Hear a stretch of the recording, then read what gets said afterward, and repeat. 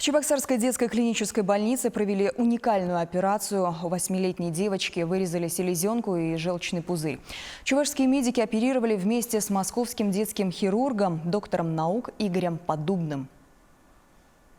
Подобную операцию в детской клинической больнице провели впервые. У девочки особенная патология – заболевание крови, наследственная микросфероцитозная анемия.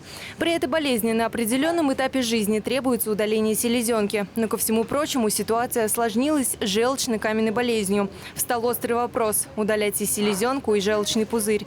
Провести лапароскопическую операцию, которую делают бесконтактно с помощью лишь нескольких проколов, из Москвы приехал детский хирург, доктор медицинских наук Игорь Подубный. Как говорят врачи, один из опытнейших в стране.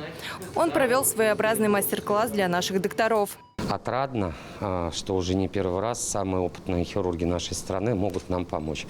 Понятно, что мы можем сделать эту операцию сами, но в тех условиях, когда есть особенности, ребенок очень непростой, он уже проходил лечение в различных клиниках в Москве, а сейчас необходимо выполнить операцию, наверное, с наибольшей точностью. Столичный врач высоко оценил уровень профессионализма наших медиков. В Чебоксары он приезжает уже не в первый раз. Врачи прекрасные, условия замечательные. Я не поверил, что здесь так давно был капитальный ремонт.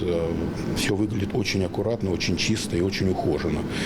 Просто данный вид операции, он здесь, наверное, пока еще не проводился. И именно поэтому мы договорились с коллегами, что мы сделаем эту операцию здесь, там не будем перевозить ребенка в Москву, потому что все необходимое для проведения таких операций здесь, конечно, есть. Операция длилась 1 час 45 минут и прошла успешно. Сейчас девочка находится в реанимации. Екатерина Данилова, Анна Давыдова, Надежда Александрова, Михаил Солин. Вести Чувашия.